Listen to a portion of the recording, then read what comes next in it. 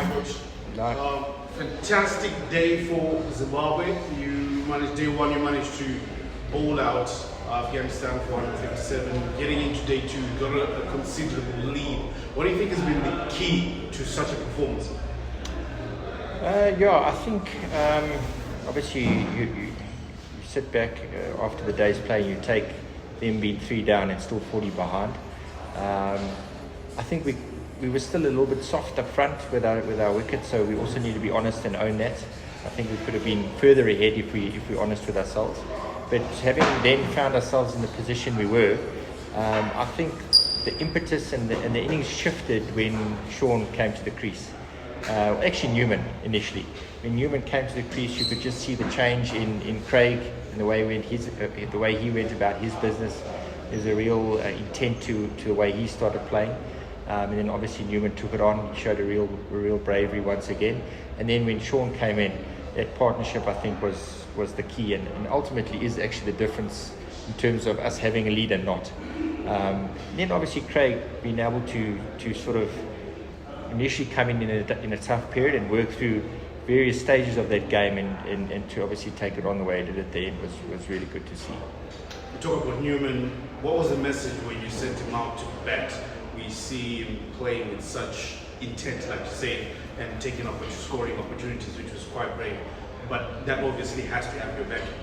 Yeah, definitely. I mean, he's got his game plans. He's worked on his game plans with the batting coach. So he's clear in terms of his scoring options. And we just encourage him to obviously be brave in backing those. So if he gets the right deliveries, etc., we encourage him to be brave in that. If he gets out within that, so be it. You know, that's the game of cricket. We'll look at his execution. We'll go work it on in the nets. But we want him to be able to play to that game plan and play with freedom within it. Yes, Coach, a follow up on that statement. You're bringing in Newman, and are we going to see more of that development where you bring in these young lads? He seems to have a new lease and enjoying himself. Doesn't look like he's overawed by the situation given to him. Yeah, he's been brilliant. He's a really exciting prospect for Zimbabwe cricket. I think he can really develop into a proper all-rounder as time goes by. Yes, if players, regardless of age or experience, if they show potential and they have the attributes that we feel are necessary for success at international cricket, then we're going to back them. It's about obviously identifying players with those attributes that can be successful at this level. And then, Coach, we also saw you bringing in Ngarawa and also Raza. They were not in the initial squad, but they've come in, also just like gelled with the rest of the teams. Your comment? Yes, I mean Richard's obviously superb. He's been unbelievable over the last few months. He's hardly put a foot wrong. So he went into a conditioning block during the first test because he played all 3 of the ODIs. And it's a real tough ask for your seamers to go back to back with 2 days break and having come off so much cricket prior to the test matches.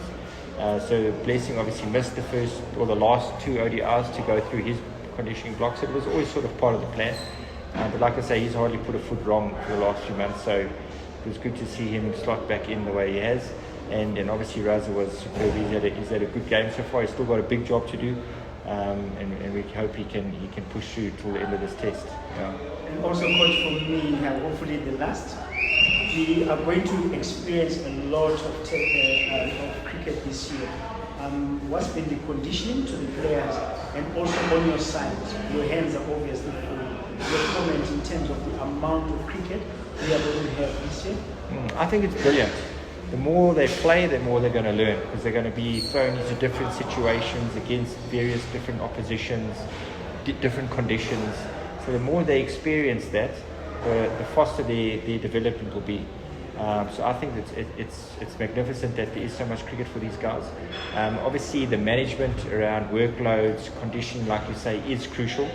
Kurti Diesel, the strength and conditioning coach, has been working really hard with him behind the scenes, and obviously, like I said, with the Richard and a Blessing, and even Chitero, who actually picked up an injury. You know, there was a lot of conditioning and a conditioning block that they went into. So we'll continue to do that and to monitor their loads.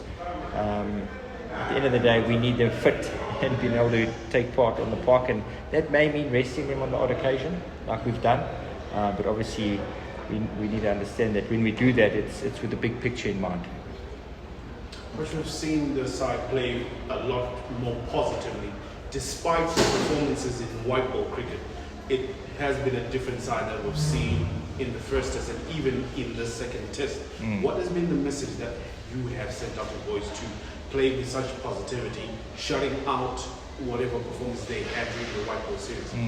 I think firstly, going back to the white ball, if we go back to the start of that white ball block when we had Pakistan, we got off to a really good start there, winning that first ODI, and then we had that slump, and then we won the last T20. So although it wasn't consistent, we're still seeing the potential within the group. And then the same with the Afghanistan white ball series. When we went into the T20s, we had that excellent start, winning the first game, and we were really close to winning the third game. So we could easily have walked away 2-1 in that series. Obviously, the batting was a bit of an issue, and it showed again in the ODI series against Afghanistan. I think the big, moving forward to the other part of your question, the big part is, again, it's creating a clarity around the game plans that individuals have. And every individual is going to be different, and that game plan is obviously based heavily around scoring options. We want them in that mindset where they're continually looking to score. The intent is there to score. The team with the most runs at the end of the day wins the game. Understanding how much risk is needed to go into, etc., will obviously vary according to formats and conditions and a whole host of things. But that's where the game plan is. That's why it's there. So it's about encouraging them to play within that game plan. Like I said just now with Newman, we want them to have as much freedom within their plan as possible. If they get out within their plan, so be it. It's execution, like I say, we go working on the nets. It's if they get outside of that we then hard on them in terms of those mental errors that they would have made. But it's encouraging to obviously to play freely within that game plan. Okay, last one. Talking about managing workloads, how are you going to manage Sean Williams throughout the rest of the test? We saw him being brought in sort of late-ish to bat, considering his back strain. How are you going to see him being managed in the rest of the test? Yeah, so obviously the medical staff have been working really hard in terms of trying to get him on the park today. So they did a magnificent job there, and we're going to have to continue to do that. It's going to be tough. He's in a lot of pain. But he showed tremendous courage to actually go out there and showed what he's about and what it means to him to play for Zimbabwe. I mean, you can definitely see that in the way he goes about his business. It's I can't look too far ahead. It's obviously we take it step by step with him, and we're just going to try and get him into the best physical state as we can as we move forward in this test. All right. Okay, very last one. Last one. We see you walking time and again whenever there's a break in that allows you to go and assess the surface. What are you looking at as the coach when you go out there? Yeah, look, it's pretty basic. We're just trying to see if there's any deterioration in the wicket. It varies. Maybe after the first session on day one, you're looking to see if there's divots that have been made. As the test goes on, is rough being created? Is it going to assist the spin? Are cracks widening? So it's a whole host of things. Just also want to stretch my legs. Thank you. Okay. All right, Coach. Thank you very much. Okay. Thanks, guys. Thank you. Thanks.